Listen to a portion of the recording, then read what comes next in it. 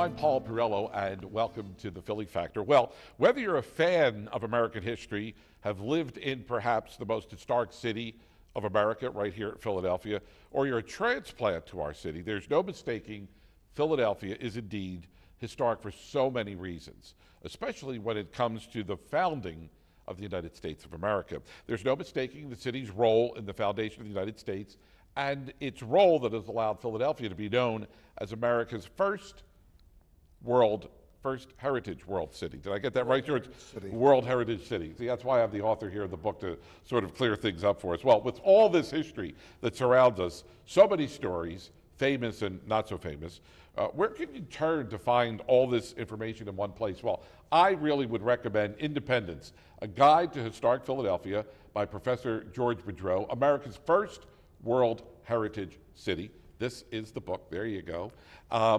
George, you've done a wonderful job on this book. I told you before that this is not a typical history book. It reads really well. I mean, and you really get into the nuances that make Philadelphia, Philadelphia, from the early days when William Penn first set foot here in Philadelphia, which ultimately Philadelphia, Pennsylvania were sort of synonymous back in 1681 because there really wasn't much here besides the Indians, right? Native Americans. A few Swedes, a couple Dutch people, but a few Finns down around Delaware County, where Delaware County is now, but that was it. Yeah.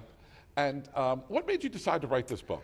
Well, Paul, it came out of sort of a strange moment in the history of the city and an interesting moment in my own life and career. We were in the middle of quite a controversy, sort of groups of people who I all like very much and respect very much, but there was a controversy going on about what to do with the site of George Washington's presidential mansion. In the 1940s, the site of it had been declared part of a state park, and like a lot of older commercial buildings had been torn down, and there was a public bathroom sitting on the spot. When the National Park Service got ready to build a new building for the Liberty Bell, historians and architectural historians began pushing the fact we should be doing something more. Some argued we should rebuild the house, which doesn't happen anymore. Some argued there should be more interpretation going on there, signs or something. And then as a very good historian named Edward Lawler started really digging in and made this site his career, he got deeply into the fact that the Washingtons were, throughout their entire lives, slaveholders, and that they owned slaves and continued to own slaves there despite Pennsylvania law. And it turned into a major citywide controversy. Some said we should not discuss this, it's just going to upset some people. Others said there's a government cover-up. I was in a meeting where a woman claimed that she knew that Washington had murdered slaves and buried them under his basement. That never happened. People didn't murder their slaves and they didn't bury them under their basements. And I kept arguing to both sides, let's just get together and tell the story. And this controversy got more and more heated, and when a new superintendent came into the park, Mary Bomar, who went on to run the National Park Service under the last administration, I argued that the scholarly community and the public history community and the National Park Service should work together, and I proposed three things. One was an academic conference that used the park's resources to tell a diverse story. One was bringing teachers in, and teaching teachers is very important to my career. It's one of the reasons I came to LaSalle 2 years ago. This summer, LaSalle will be welcoming 70 teachers from around the country for a National Endowment for the Humanities workshop. And the third thing was they needed a guidebook that didn't just tell the same story about Ben Franklin, Betsy Rosss, a little George Washington, ringing the Liberty Bell and the book's over, but to really get into the lives of the diverse peoples who were here. It's truly remarkable because there are some photos there, diagrams, maps that you've included in this book, and you know, we walk through these neighborhoods every day, and you know, they call Old City the most historic square mile in America. So we see Independence Hall, which was the Pennsylvania State House originally. You know, we see Betsy Ross's house, or what we believe to be Betsy Ross's house. And then you juxtapose that with some of the pictures in the book, and you know, there's what you posture as Betsy Ross's house, but we see it in a different light because there are two other buildings on either side of the house, and it looks nothing like the tourist location that we see today. Yeah, well, a lot of it was everything. I say this to my public history students at LaSalle over and over, to the point that right now they're probably rolling their eyes, but everything that is preserved by somebody for a reason. It's almost never happens that we have a preservation moment that just froze in time for some bizarre reason. It's not like Vesuvius erupted and we have Pompeii under the dirt. Right. But it's somebody made a decision. So very often in the 19th and 20th centuries, people decided to make their historic houses more historic by tearing off their 1770s doorway or porch and restoring it back to a way that it had never looked. And all over the country, this is the case. Yeah. You can go to, sites in Williamsburg lost their front porches. Places, the Paul Revere House lost its 3rd floor. Wow. Benjamin Franklin's grandchildren didn't know what to do with their grandfather's house in a neighborhood where they didn't want to live. But how many of us live in our grandmother's house using her furniture or her kitchen or her bathrooms? Every generation makes a decision.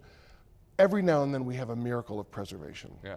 But our grandparents, or at least my grandparents, immigrants to the United States, they didn't find the cure for cancer. They were great people. They didn't capture electricity. They didn't create the first fire department. So why would his grandchildren say, let's knock down the house and let's pave a street over it? Well, if it's your only inheritance, I don't come from money, so my inheritance was a bunch of old tools from my father, who was a bricklayer. But a lot of it was that was the only inheritance they were going to have. It was looked at as an old house. The furniture in Independence Hall was tossed out. Some of it burned. Occasionally, a piece still shows up because how much do we embrace a dumpster full of old office furniture? How many times have you walked by in a city street that mounded dumpster and you say, no, when we were students, we used to climb in, and I've got some of my best antiques out of dumpsters like that. But a lot of this stuff is, it was just old stuff used up. And their perception of history was very different than our perception of history. Yeah. Your Italian grandparents are important. I hope you can still make grandma's gravy recipe. Kid. I can. Exactly. Okay. So that is important. So you are Italian. Yeah. Yeah. So, but the Graff House, that's where Jefferson was supposed to have penned. That's where he wrote the Declaration of Independence. They've recreated the house there, but again, it was torn down. You would think, I don't know, maybe it's looking at things through 21st century lenses, with those glasses on, but why would you want to tear down that house? And that was changing, and that changed over time. By the Civil War era, when a group of women under Pamela Cunningham saved Mount Vernon, George Washington's mansion on the Potomac, and in the couple decades afterwards, some people began to say, this is old and therefore it deserves preserving. Some people, like the Logan family at Stanton, had been preserving the house that they lived in as an important piece of family history tied to local, colonial, and national history. But there began, after the Civil War and really the beginning of sort of an American antiques museum movement, to try and preserve some of these houses. And in some cases it succeeded, and in many it failed. Thomas Jefferson's house, there was a group of people who wanted to buy it, to turn the Graff House into a museum. They tore it down sort of on a weekend when no one could stop it. They preserved the pieces of it, hoping they could rebuild it somewhere else, which was very popular, like the fake, it's a real cottage, but it wasn't really William Penn's in Fairmount Park. And the barn that the pieces were in burned. So we have one window lintel that survives. The William Penn house, we're certain he lived on 2nd Street, and what would be one of the greatest historical house museums in America, was torn down to make way for a commercial building. City Tavern was torn down to make way for commercial buildings, and one by one, so we have more surviving 18th century buildings than any other city in America, but a lot's gone too. I know that recently there's been a lot about the Powell House in the news, and the Powell House, and there's a picture here in your book where it was scheduled for demolition. Did they actually start to work to dismantle that house? Well, as LaSallians, we have a very important connection to it because Frances Ann Worcester, who was a young woman born into an old Philadelphia family and born in a house that still sits on our campus and is the mother of historic preservation in Philadelphia, heard that this was going down. It was right before the bicentennial of George Washington's birth. Miss Worcester essentially went door to door, club to club, and raised, I believe it was $30,000 to save the house in 1931, and we are still in the process of figuring out what it looked like. But it's one of the great preserved houses in Philadelphia, a great Georgian mansion that I love very much. Yeah, we're talking with the Professor George Boudreau. His new book, Independence, A Guide to Historic Philadelphia, America's First World Heritage City. Really, this is a book that, and I told you before, that I feel connected, and I think it's because, being a Philly guy growing up in the city, when I go into Old City, I just feel, like I was there when Washington and Jefferson and Betsy Rosss, they all lived. I just feel like some type of energy, connecting me to that part of town. Maybe it's just because America really did begin here, and there's no ifs, ands, or buts about it. So this book really tells a lot of the stories that are not necessarily in those traditional textbooks that we see in grade school, high school, and college. What made you decide to tell some of those stories of people who don't get all the headlines all the time? Well, I really believe that history is a diverse and a complicated and convoluted story. The dedication page maybe tells that story a bit. Right as I was starting this, it's my first published book, so I dedicated it to my parents, but also to a set of adopted parents, David and Becky Waz. David was my professor at Manchester College, and I took African American history with him in the mid-'80s. And it really opened my eyes to the way history has covered up many people's stories.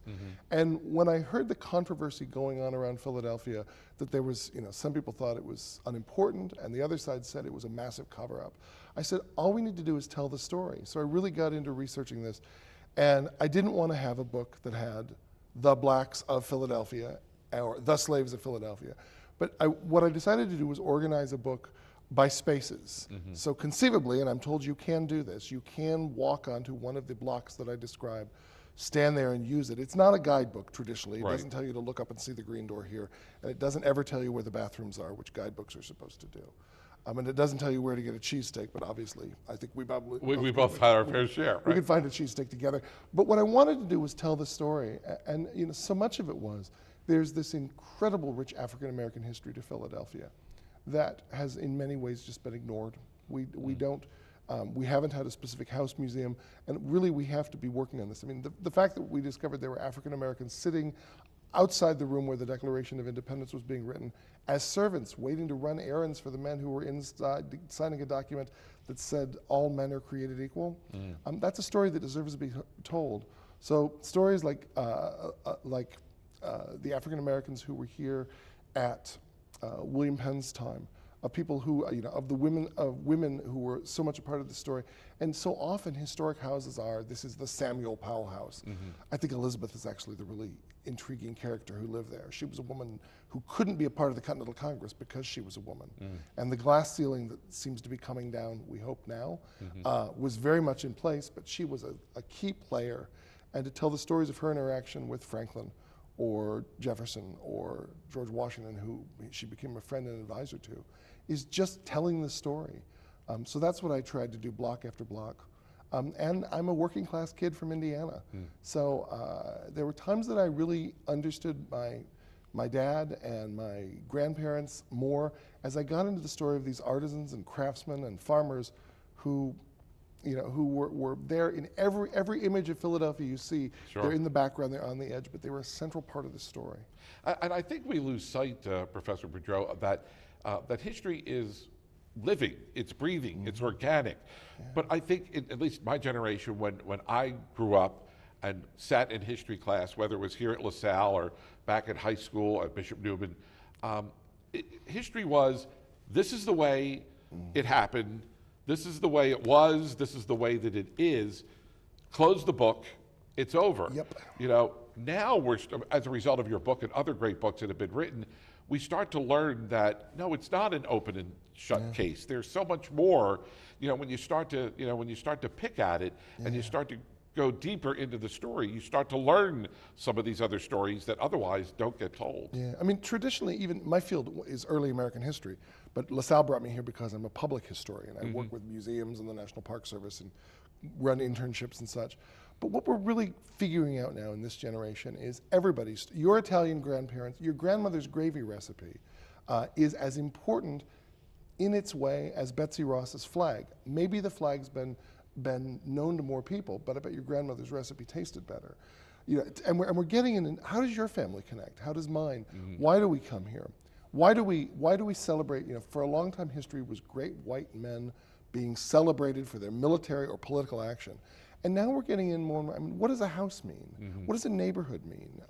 We've had some great stuff going on. Last year we had the premiere of Sam Katz's documentary about Catholic Philadelphia. I mean, and I saw people around that audience crying, you know, or when Mr. Golo came on the screen, faces in the audience beamed at that, because our stories are important too. Sure. One of the things at LaSalle I'm trying to do, and I hope you know, if I get to stick around to do it, is to get us to embrace our neighborhood more, because LaSalle has more historic houses on its campus than any place, probably in Pennsylvania, certainly in Philadelphia. Wow.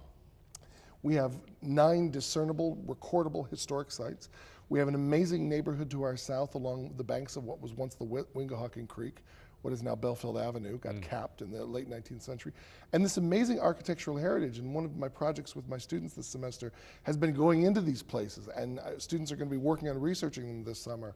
And it's incredible, and I think what it does is it makes history come alive. Sure. If you want to just understand the Declaration of Independence, and that's really important. It is. On July 2nd, I'll be leading tours called America's Equality as a part of the celebration of the National Constitution Center, so come on a walk with me that day. And that's really important, but I think also to find connection. What did it mean to my family? I mean, when my family came down the Mississippi, or when yours came across from Italy, or whatever, how did this reflect to them? You know, how did our dads make decisions to go to war, or our mothers to grow victory gardens, or however it connects? I think that a lot of what I do as a historian, and what I tried to do with this book, is to make it make sense for a reader who cares. You know, and I've had really wonderful stories of readers. One lady wrote to me and said she brought my book, she and her husband brought my book every week when she came for her chemo downtown. Wow. And then they would take a walk after chemo. And that's a moment when you sort of lose your academic disconnect. And, but you know, I think people want to understand their past. They want to understand their space. I was trying to write about the past of these spaces, and I hope it worked. Yeah, I think you did a wonderful job. How long did it take you? I know this was a labor of love, but from when you came up with the concept, how long did it take you from start to finish? Oh, Paul, that's a cruel question. You should never ask an Cruel or cool? Cruel. I thought it was cruel. cool. The book started as a pamphlet. Okay. Originally, I was going to write sort of something like the White House guidebook that Mrs. Kennedy had created in the 1960s. It was going to be something you could easily transport. What we ran into is, number one, we're not just talking about one little house on Pennsylvania Avenue. We're not talking about just one story like the book about Colonial Williamsburg does. It's very diverse, and no matter how I cut it up, it needed to be in this many pieces. And trust me, it was in a lot of different pieces.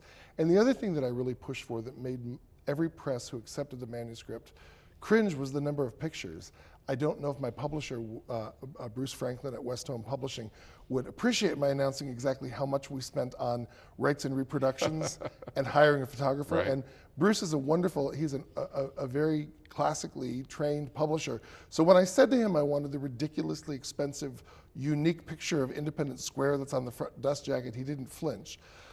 So to answer the question, it took years. It was about 4 years of writing and researching, of publisher shopping, of rewriting, and then finally when West Home contacted me about the book, my acquisitions editor, a woman who was just wonderful named Lucinda Bartley, said, no, I don't want you to write a pamphlet. You know, it's the narrative here. You keep saying tell the story, you need to write the whole story, and sort of gave me free rein, and I think it was about 3 months of actually pulling it all into a very different shape.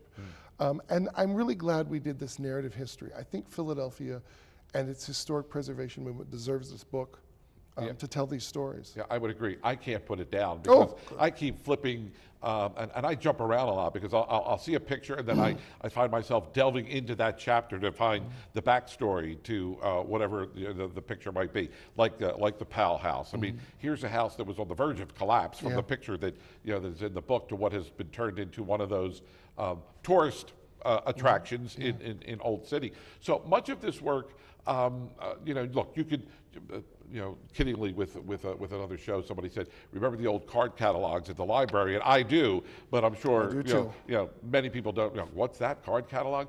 But so how much was it, boots on the ground? I mean, how much was it, George, that you were actually in Old City and walking these walks and walking in the footsteps of Jefferson and Betsy Rosss and Franklin? How much of that is involved? Well, I came to Philadelphia for 10 months in 1994 as a fellow fellow, a doctoral fellow at the University of Pennsylvania's McNeil Center for Early American Studies, as it's called now. And I was going to go home after 10 months. And as soon as I get everything finished, I'm going back to Indiana, I guess. Right. I haven't done that quite yet. So a lot of this was, one of the wonderful things about moving here was suddenly I had this whole community of people who I could talk to. Sure. You know, there were a few early American historians in Bloomington, Indiana, but not many. And suddenly I was volunteering with the National Park Service and doing service work with the Landmark Society and volunteering and talking to the Salle Residents and Association and all of these sites and learning about Stenton and Cliveden and the Deschler Morris House in Germantown and the Fairmont Park houses.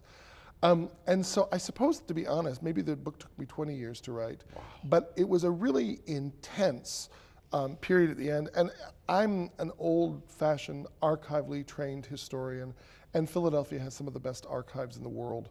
The Historical Society of Pennsylvania, the Library Company of Philadelphia, the Archives and Library at Penn, the museums at the Pennsylvania Academy of the Fine Arts and the Art Museum, and then all of these sites I've mentioned before.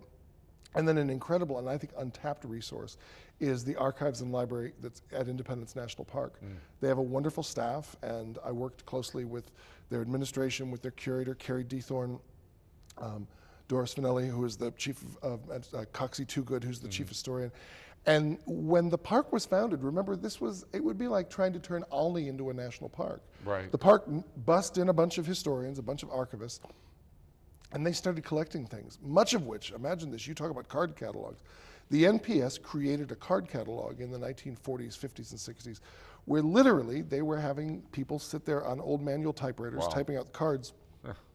And it was sort of like the card catalog to Philadelphia. I went back to a lot of the original sources, or what historians call the primary sources.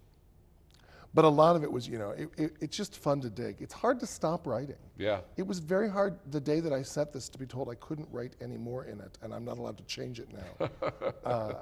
It's a little, it can be an addictive process. I'll bet. The name of the book is Independence, A Guide to Historic Philadelphia, America's First World Heritage City. The city got that. That's not my title. Right, I know that. I was going to ask, what does that mean? It means we are a really, really cool city, and Independence Hall is a World Heritage Site, which UNESCO designates, and things like the Taj Mahal, and I think the Tower of London is one. You'd have to go into I used to know the list off the top of my head, but I'm getting well into middle age. But the World Heritage City means that there is so much here to connect it to, and I was very touched when my publisher called the week it was announced that we were a World Heritage City, that the book was coming out in paperback, so it could be a little more portable, although the hardback was very beautiful too and sold nicely. And I guess it's coming out as an e-book, so students will be able to walk into buses or into the Delaware River staring at their iPhones, reading about the Powell House's ballroom or something. Yeah, and it's amazing that Independence Hall, as you said, is a World Heritage location. Considering that at one time it was probably on somebody's list to knock down for the sake of progress. Oh yeah, absolutely. It was old office furniture. Yeah. And then later they almost built our city hall, kind of wrapped around the block. There are drawings and models of it, and it's absolutely. It looks like an abomination, like you were going to put that on Independence Square. Wow. But in the same era, Mrs. Benjamin Harrison was trying to have them basically build two White Houses on either side of the White House that made it kind of look like the Winter Palace or something. And how she didn't get the funding and how it got stopped is a miracle. But historic preservation has gotten better over the years. Well, that's good. What is it that you hope, George, that people come away with when they pick up your book and read it? I hope they realize stories matter, history matters, historic places matter, and they're always at risk. You can look at the internet or the newspaper any week in Philadelphia, and some historic site is at risk. They can be reused. What we might value now is not being that old or that important or that pretty. In 10 years, like the loss of the Declaration House or the Graff House, or the loss of William Penn's house or Benjamin Franklin's, is going to be looked at as a tragedy.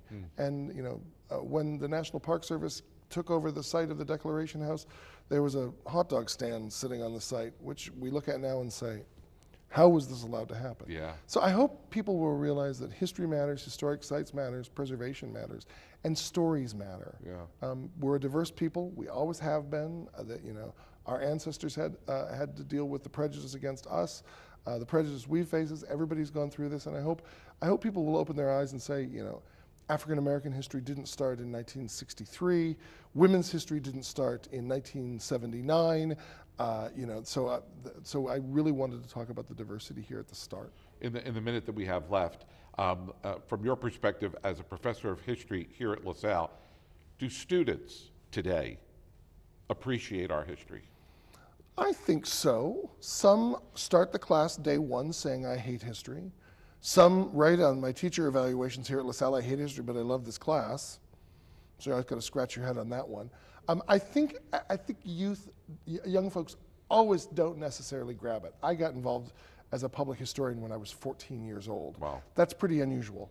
But we have great students here, and we have great students in the community, and we're working for ways to take the message to them. Well, you've done a wonderful job with this book. Are you going to follow it up by tackling maybe historic Germantown, or? There are talks of others. I've got 2 other books I have to write first, one of which about how important historic sites are, and another one about art and material history, material culture.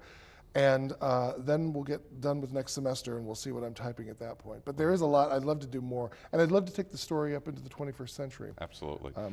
A wonderful book. Thank you. Thanks for being here on the program. Again, the name of the book is Independence, A Guide to Historic Philadelphia by Professor George Boudreau. You can pick up this book. You'll be glad you did, because it really tells the story of Philadelphia like you probably have never seen or read before. So Professor Boudreau, I want to thank you for your time. Thanks for being with us. And we'll have to have you come back on again and talk about your next books and all the great work that he does here at LaSalle. Until the next time, my name is Paul Perrello. Thanks so much for being with us here on the Philly Factor. You have a great day.